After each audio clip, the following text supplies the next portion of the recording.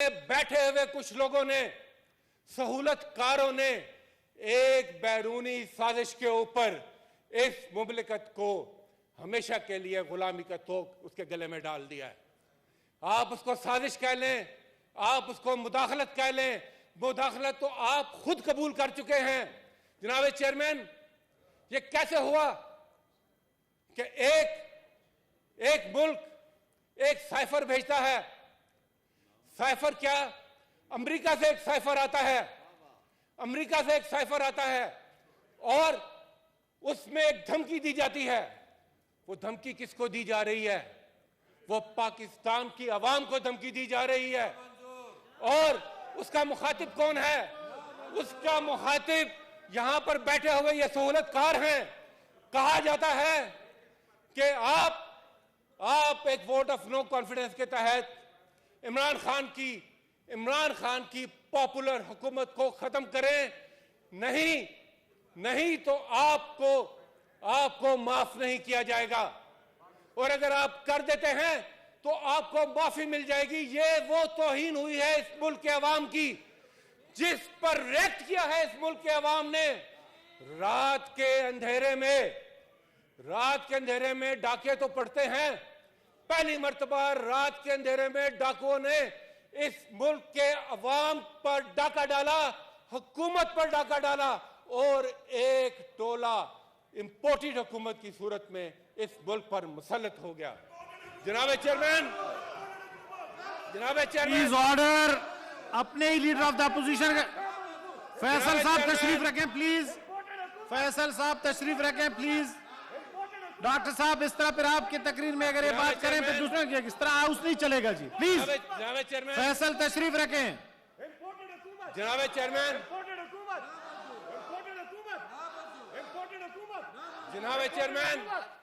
Please तशरीफ रखें। Order in the house. ये सेनेट है, आप जलसागाह में नहीं है। फैसल साहब तशरीफ रखें। जलसागाह में आप नहीं है प्लीज। फैसल साहब प्लीज। फैसल साहब प्लीज तशरीफ रखें प्लीज। जनाब चेयरमैन, सिर्फ ये नहीं, प्लीज डॉक्टर साहब को बोलने दें जी। जनाब चेयरमैन, एक इंपोर्टेड हुकूमत की शक्ल में सिर्फ एक हुकूमत मुसल्लत नहीं हुई, एक गुलामाना जहनीत इस आजाद कौम के ऊपर मुसल्लत हो गई। एक गुलामाना जहनीत। जनाब चेयरमैन, मैं साबित करता हूं इनके ऑब्जेक्शन को। मैं साबित करता हूं कि जिस शख्स को कहा गया ये आपका प्राइम मिनिस्टर होगा, उसका बयान सामने रख लेते हैं। क्या बयान था? बयान ये था कि बेगर्स आर नॉट चूजर्स। मुझे आपके पेट में रोटी देखनी है, मुझे आपके पेट में रोटी देखनी है। उसके लिए बड़ा जरूरी है कि ये गुलामी का तोख हम पहन लें, जो कहें हम वो मान लें। और यहां तक नहीं, दूसरे साहब उससे भी आगे चले गए। वो तो कहते हैं कि ये जो सांसों की डोरी है ये भी अमेरिका के वेंटिलेटर पर चल रही है। वो खुदा की जात को नहीं याद करते, जो रिस्क देने वाला है, जो सांस देने वाला है। ये इज्जत, नामूस, खुददारी ये नावाकिफ है। क्योंकि ये जो जहनीत है ये शिकम परस्ती से उठती है, ये पेट की पूजा से उठती है। सर, इनके पेट के दोज़ख 30 साल पाकिस्तान की अवाम को लूट कर नहीं भरे। ये वो जहन्नम है जिसके माथे पर लिखा हुआ है हल मिन मजीद, सदा हल मिन मजीद। और ये जहन्नम ना भरा है ना भरेगा। इनको पता होना चाहिए कि आपने इस कौम को गलत असेस किया, आपका अंदाजा इस कौम के मुतालिक गलत निकला। ये वो कौम है जो रसूल हाशमी के मानने वाली है। खास है तरकीब में कौम रसूल हाशमी। और उसका खासा क्या है? उसका खासा यह है कि वो पेट पर पत्थर तो बांध लेते हैं मगर अपना सर कभी किसी गैर के आगे नहीं झुकाते हैं। जनाब चेयरमैन, ये मुल्क बना था ला इलाहा इल्लल्लाह के नाम पर। हमने, हमारे बुजुर्गों ने ये सुना, ये देखा, हमने पढ़ा कि पाकिस्तान का मतलब क्या, ला इलाहा इल्लल्लाह। तेरा मेरा रिश्ता क्या, ला इलाहा इल्लल्लाह। और इसी पर, थैंक यू सर। इसी को जनाब चेयरमैन मुझे बात करने दे। जनाब चेयरमैन, जनाब फैसल तशरीफ रखें प्लीज। फैसल साहब तशरीफ रखें प्लीज। फैसल साहब तशरीफ रखें। फैसल साहब प्लीज। जनाब चेयरमैन, ये मुल्क बनाया कायद ने, मगर जो मुल्क है वो दुनिया में एक मिसाल इस वजह से है कि ये एक नजरियाती मुल्क है। ये आम मुल्क नहीं है, नजरियाती मुल्क है। और जब मुल्क से नजरिया खत्म हो जाए तो फिर उसके वजूद बड़ा मुश्किल हो जाता है। वो नजरिया कहां से आया? वो नजरिया आया अल्लामा इकबाल की फिक्र से। और इसी ला इलाहा इल्लल्लाह को इकबाल ने अपनी जुबान में खुदी का कहा। और इनको पता होना चाहिए, इनको पता होना चाहिए कि खुदी की मौत हो जिसमें वो सरवरी क्या है, खुदी की मौत हो जिसमें वो सरवरी क्या है। खुदी बेचकर ये ताज सर पर पहनना, मैं समझता हूं ये गुलामी की बदतरीन शक्ल है। और ला इलाहा इल्लल्लाह यानी कि जो आजाद करता है इंसान को, यहाँ के जो बुत हैं उनसे, इकबाल ने कहा खुदी का सिर नहा ला इलाहा इल्लल्लाह। खुदी है तेरे फिसा ला इलाहा इल्लल्लाह। और ये आज के हालात के लिए भी है कि अगरचे बुत हैं जमात की आस्तीनों में, मुझे है हुक्म अज़ां ला इलाहा इल्लल्लाह। और ये नगमा फसले गुलो लाला का नहीं पाबंद, बहार हो के खिदा ला इलाहा इल्लल्लाह।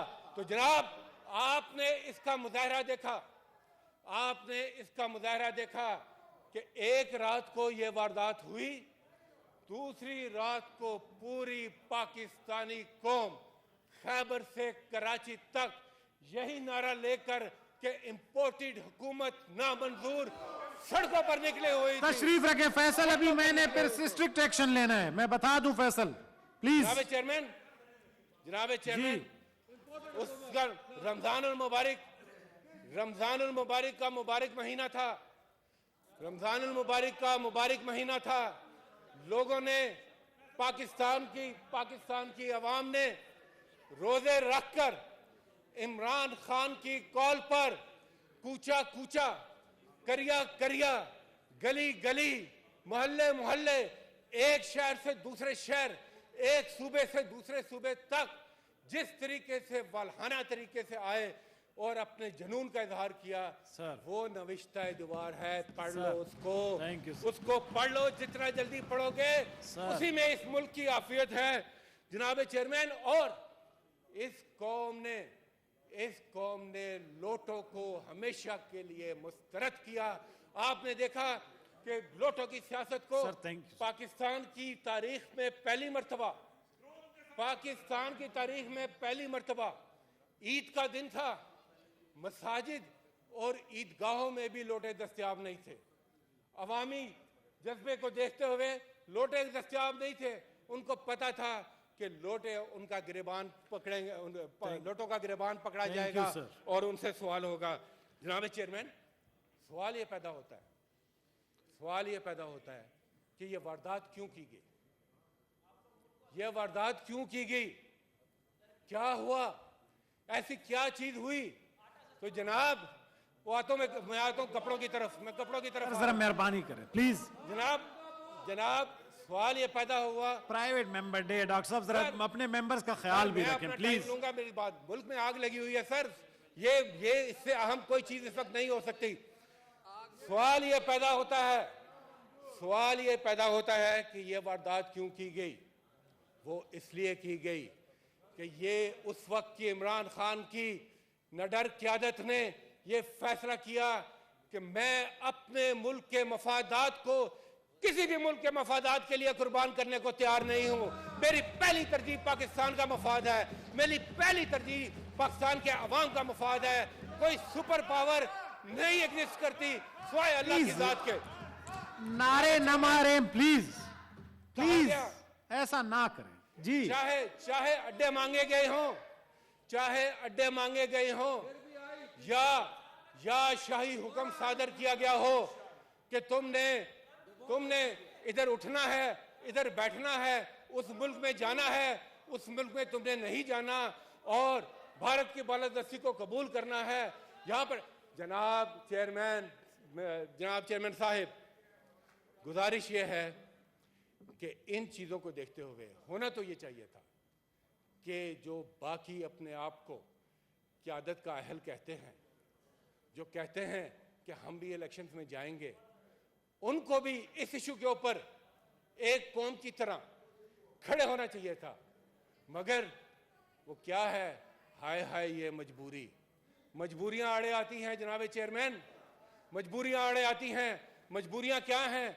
जब आपके पैसे उन्हीं के मुल्कों में पड़े हो, जब आपकी जायदादें उन्हीं के मुल्कों में हो, जब आप फैसले करने के लिए फरंगी सरजमीनों पर जाकर कदम रंजा हो और वहां से फैसले लेकर आए, तो फिर आप किस मुंह से आजादी की, किस मुंह से इस मुल्क के मफाद को मुकद्दम रखते हुए फैसले कर सकते हैं? जनाब चेयरमैन, वो वक्त जब यह वारदात हुई, उस वक्त पाकिस्तान की शक्ल क्या थी जरा आप देखें। उस वक्त पाकिस्तान इमरान खान की क़यादत में एक आजाद खारजा पॉलिसी को लेकर चल रहा था। और वो पॉलिसी क्या थी? वो पॉलिसी ये थी कि ये मुल्क किसी की जंग में हमारे लोग काम नहीं आएंगे, किसी की जंग के लिए हम अपने लोगों का लहू नहीं बहने देंगे। वो आजाद खारजा पॉलिसी क्या थी कि हम we can be partners in peace. जी sir, we want to be partners in peace, but we can not be partner in act of war. दुनिया में अमन की बात करते हैं और जंगों के लिए आप हमसे बेसिस मांगते हैं। इमरान खान कैसे दे सकता है बेसिस? ये कौम कैसे ये फैसला कर सकती है कि हम आपको बेसिस देंगे? नंबर 2, आप देखें इस इस्लामाबाद के अंदर, लीडर ऑफ इस्लामाबाद के अंदर जी 2 मरतबा OIC की कॉन्फ्रेंस हुई। दुनिया भर से इस्लामी ममालिक के नुमाइंदे इस मुल्क पाकिस्तान में आए और पाकिस्तान को यह एजाज हासिल हुआ कि इस मुल्क को उस कॉन्फ्रेंस की सरबराही का एजाज हासिल हुआ। जनाब चेयरमैन जी, शौकत तरीन साहब तशरीफ रखते हैं, मैं खराज तहसीन पेश करता हूं इनको और इनकी पूरी टीम को। क्या मुआशी तरक्की हुई है उस जमाने में? ये जब छोड़कर गए थे तो क्या हालात थे और आज जब इनको मुल्क मिला तो क्या हालात हैं? जनाब चेयरमैन, फैक्ट्स पे बात करूंगा, फैक्ट्स पे बात करूंगा sir. Thank you sir. Sir facts sir, पे बात टाइम करूंगा। बहुत ज्यादा। सर जरा याद रखें, वो जो 3 दिन तकरीर होती थी दूसरे हाउस में लीडर ऑफ ऑपोजिशन की, अभी दूसरे हाउस को उधर छोड़ दें, आप अपने हाउस की बात भी नहीं हुए। आप सुने सर, इनको भी याद कराएं, इनको अभी तक नहीं पता, इनको अभी तक यकीन नहीं आया। कभी कभी चुटकी भी काटते हैं कि ये हुकूमत में आ चुके हैं, क्योंकि लाए गए हैं, आए नहीं है, लाए गए हैं। इसलिए इनको बताएं कि जब आप हुकूमत में होते हैं तो फिर आपको सुनने का हौसला होना चाहिए और वो भी सच सुनने का हौसला होना चाहिए। जनाब चेयरमैन, जब रिकॉर्ड करंट अकाउंट डेफिसिट था, जनाब चेयरमैन, कर्जों का अंबार था, 2 बिलियन US$ के डेफिसिट से लेकर 2 बिलियन US$ के डेफिसिट से लेकर इनको जब हुकूमत मिली तो $600 मिलियन तक वो नीचे आ चुका था। डॉलर की बात हुई तो मैं अब क्या बोलूं कि जो कि खुद को डॉलर मिनिस्टर कहते थे, आज डबल सेंचुरी भी खत्म है। अब अगली आवाज आएगी कि इंशाल्लाह हम इसको 300 रुपए तक नहीं ले जाने देंगे और ये सिलसिला यूं ही चलता रहेगा। तो जनाब चेयरमैन, इमरान खान की हुकूमत में पाकिस्तान के अवाम की पॉपुलर लेजिटिमेट हुकूमत के दौरान क्या हुआ? वहां पर रिकॉर्ड रेमिटेंसेस आई, रिकॉर्ड टैक्स कलेक्शन हुई, वहां पर रिकॉर्ड एक्सपोर्ट्स हुई, लार्ज स्केल मैन्युफैक्चरिंग हुई। जनाब चेयरमैन, ऐसा मुल्क जो कि माशी तौर पर मुस्तहकम हो रहा था, जो कि खुददारी की बात कर रहा था, वो तो फिर आंख का कांटा बनना था ना। होना तो ये चाहिए था कि मिलकर आप मुल्क को जो माशी मुस्तहकम हो रहा था उसमें आप अपना हिस्सा डालते। आपने जो किया कौम आपको कभी माफ नहीं करेगी। आपकी स्पीड को हम वाकई हमेशा याद रखेंगे। जनाब चेयरमैन, कहा क्या गया? जनाब चेयरमैन, कहा यह गया कि आप हमारी स्पीड देखें, आप हमारी स्पीड देखें, आप हमारा तजर्बा देखें। वो तजर्बा आपने पिछले चंद दिनों में देख लिया। और वो स्पीड जिसको ये शहबाज स्पीड कहते हैं, जिस स्पीड से ये मुल्क नीचे गया है, जिस स्पीड से खजाना खाली हुआ है, जिस स्पीड से डॉलर ऊपर गया है, जिस स्पीड से आलमी तन्हाई में हम गए हैं, जिस स्पीड से इस मुल्क के चूल्हे हिले हैं, वो ये कौम हमेशा याद रखेगी। जनाब चेयरमैन, ये क्यों हुआ? ये क्यों हुआ? जरा इस हुकूमत के ये जो मुरक्कब है, ये जो इम्पोर्टेड हुकूमत का मुरक्कब है, माशाल्लाह, ये जो इम्पोर्टेड हुकूमत का मुरक्कब है, जरा इसके अज्जाए तरकीबी तो देखें। जरा इसके अज्जाए तरकीबी तो देखें। क्या क्या जबरदस्त अज्जाए तरकीबी हैं। यानी कि वो शख्स जिस पर अरबों रुपए की करप्शन के केसेस थे, जिस पर फर्द जुर्म आयद हो रही थी, उसको पता चलता है कि मैं तो वजीर आजम लग गया। कमाल हो गया। यानी मैं वजीर आजम लग गया हूं। तो ईद पर भी यही काम किया सर। वो सब लोग समझ रहे थे ईद मुबारक दे रहे हैं, वो पता चला वो बता रहे हैं कि मैं वजीर आजम लग गया, मेरा नाम।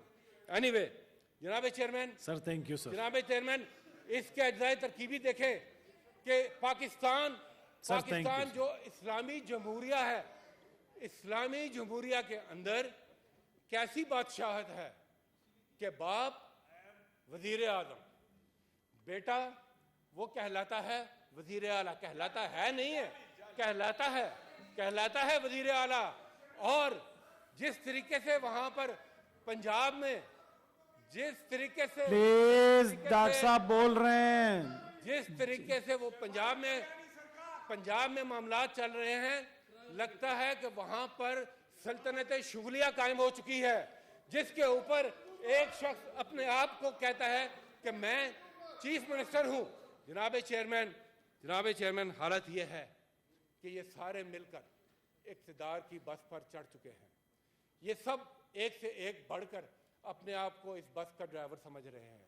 और हो ये रहा है सर कि कोई दाएं मोड़ता है, कोई बाएं मोड़ता है, कोई आगे चलता है, कोई पीछे लेकर आता है। सर, नतीजा ये है कि ना बस चल रही है, ना इनका बस चल रहा है, और मुल्क वहीं का वहीं पर खड़ा है। जनाब chairman, thank you sir. There is no one in charge. Sir सुनिए सर, प्लीज। आज there is no one in charge. किसी को नहीं पता कि फैसलों का इख्तियार किसके पास है। वजीर आजम लंदन जाते हैं, कहते हैं हफ्ते में 6 दिन काम करूंगा, वो खुद 6 दिन जाके लंदन बैठ जाते हैं। काबीना को भी साथ ले जाते हैं। फिरंगी सरजमीन में बैठकर ठंडी हवा में कहते हैं कि हमारी सोच ज्यादा बेहतर काम करती है। जो लोग पाकिस्तान में मतलूब और मफरूर हैं, उनके साथ बैठ के वहां पर मीटिंग्स करते हैं। जनाब चेयरमैन, फिर जब वहां कोई फैसला होता है, नहीं होता, वापस आते हैं कभी एक इत्तेहादी के पास, कभी दूसरे इत्तेहादी के पास, और आखिर में ये जो दावा करते थे कि हमने एटम बम अकेला चलाया था, हमने अकेला एटम बम चलाया था, वो पेट्रोल बम चलाने के लिए भी कहते हुए कि जनाब तशरीफ लाएं, जरा हमारे साथ नेशनल सिक्योरिटी काउंसिल में बैठे, साढ़े को ये बम भी नहीं चलना, और दावा करते हैं एटम बम चलाने का। Thank you sir. ये इनके हालात हैं। जनाब चेयरमैन, लंदन से फैसले अवाम के लिए नहीं हुए। बड़ा अहम है लंदन से फैसले क्या हुए। लंदन से सर वही फैसले हुए जो ये इससे पहले मॉडल टाउन में करके आए। लंदन में मीटिंग खत्म होती है तो उसका पहला नमूना हम देखते हैं सियालकोट के अंदर एक कोशिश होती है कि जलसे को उल्टा जाए। क्या हुआ? वो जलसा पहले से ज्यादा बढ़कर वहां पर डार खड़ा हुआ, वहां पर सियालकोट की आवाम खड़ी हुई और वो जलसा कामयाब हुआ। उसके बाद सर क्या होता है? इन्होंने निशाना बनाया, इन्होंने कहा गिरफ्तारियां करेंगे, एक ये बात करते हैं नहती खातून शीरी मदारी, उनको उनके घर के आगे से अगवा कर लिया जाता है, अगवा कर लिया जाता है उनको और हब्से बेजा में रखा जाता है। जनाब चेयरमैन, मीडिया, आप मीडिया भी इनके टारगेट पर है। मीडिया हाउसेस के ऊपर जो प्रेशर है वो उनसे पूछें। सबसे ज्यादा टारगेट इन्होंने आज ARY को किया हुआ है। ना सिर्फ वो, बल्कि जो भी जबान से सच बोलता है उसको टारगेट करते हैं। अरशद शरीफ जिसने अपने शहीद भाई को कंधा दिया, मैं ऐनी शाहिद हूं उसका, मैं उस जनाजे में मौजूद था, उसके ऊपर बहतान लगता है। साबिर शाकिर के ऊपर लगता है, इमरान रियाज के ऊपर लगता है, समी इब्राहिम के ऊपर लगता है। कितनी लंबी लिस्ट है। कोई सियासी कारकुन, कोई मीडिया का कारकुन, कोई जबान से सच बोलने वाला आज इनके शर से महसूस नहीं है। और दूसरी तरफ सिर्फ निगाह दौड़ाएं, इदारों की बात करते हैं, जरा निगाह दौड़ाएं।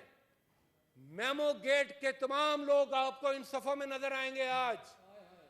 डॉन लीग्स के तमाम लोग आपको इन सफों में आज नजर आएंगे। जो कहते थे दहशतगर्दी के पीछे वर्दी है, वो इन सफों में आपको आज नजर आएंगे। जनाब चेयरमैन, ये है वो मुरक्कब, ये हैं वो अज्जाए तरकीबी जो इस मुल्क पर थोम दिए गए हैं। मैं ये कहना चाहूंगा सर, थैंक यू सर, इन तमाम हालात के मुकाबले में, इन तमाम हालात के मुकाबले में सर, इन तमाम मुकाबले में कौम ने आज फैसला अपने हाथ में ले लिया है। अफराद के हाथों में है अक़वाम की तकदीर, अफराद के हाथों में है अक़वाम की तकदीर। हर फर्द है मिल्लत के मुकद्दर का सितारा और आज ये मिल्लत इमरान खान की क़यादत में उसके पीछे मुत्तहिद होकर इस इम्पोर्टेड हुकूमत को नामंजूर कह रही है। आज खैबर से कराची तक अवाम सड़कों पर हैं। आज खैबर से कराची तक एक सदाए एहतजाज बुलंद हो रही है और कहा यह जाता है, जनाब अल्लाह ताला का एक निज़ाम है, अल्लाह ताला का एक निज़ाम है। अगर आपने देखना है कि अल्लाह ने कितनी कुव्वत दी है अफराद को, कौमों को, तो फिर आप देखें कि उनकी ज़बान से निकला हुआ लफ्ज़ नकारा खुदा समझा जाता है। जनाब चेयरमैन सर, मेहरबानी, ऐलान हो गया है 25 तारीख को हकीकी आज़ादी मार्च का तबल बज चुका है। पूरी कौम खैबर से लेकर कराची तक एक फैले रवां आपको नजर आएगा, एक समुंदर नजर आएगा। कोई पाकिस्तानी शहरी, कोई मुहिब वतन शहरी 25 के बाद घरों में नहीं बैठने जा रहा। ये सब लोग इधर आएंगे और ये कहते हैं ये कंटेनरों से रोकेंगे। अवामी जज्बे जुनून को ये आप उसके आगे बंद नहीं, अगर आप बंद बांधेंगे तो वो इस सबको बहा कर ले जाएगा। ये भी नवीद है, कहते हैं अच्छा अवाम को तो हम नहीं रोक सकते, तो हम क्या करें? इमरान खान जान को खतरे की बात हो रही है। एक तरफ वो जिसको बिल्कुल सिक्योरिटी का कोई तुख नहीं बनती, जो मुझे यानी कि जिनके पीछे पुलिस होनी चाहिए उनके आगे उन्होंने मुजरिम हैं उनको सिक्योरिटी दे रहे हैं। और जो साबिक वजीर आजम, जो इस कौम का सबसे बड़ा लीडर, उसकी जान को खतरा है और उसको सिक्योरिटी नहीं दी जा रही। मैं इस फ्लोर से ये बात वादे करता जाऊं कि अगर कल को खुदा न खास्ता मेरे मुंह में खाक, अगर उनका बाल भी बीका हुआ तो इसकी जिम्मेदारी आज की हुकूमत पर होगी। और जनाब चेयरमैन, मैं ये भी वादे कर दूं कि किसी किस्म की रुकावटें, किसी किस्म की किसी किस्म की रियासती दहशतगर्दी, उसका ख्याल भी दिल से निकाल दें। और जनाब चेयरमैन, जनाब चेयरमैन, मैं वाइंड अप करने से पहले एक बात जरूर करना चाहूंगा, वो ये कि इनकी हुकूमत तो आपने देख ली, एक नजर सिर्फ इनके तर्ज हुकूमत पर भी डाल दें। मैं कहता हूं आफरीन है। यहां से अभी एक आटे की आवाज आई थी, कहा जाता है आटा, जवाब मिलता है मैं कपड़े बेच दूंगा। सवाल है आटा महंगा है, जवाब मिलता है मैं कपड़े बेच दूंगा। नतीजा ना कपड़े बिक रहे हैं ना आटा सस्ता हो रहा Thank you, है। sir. हो क्या रहा है? हो ये प्राइम मिनिस्टर हाउस में 10 करोड़ का स्विमिंग पूल तैयार हो रहा है।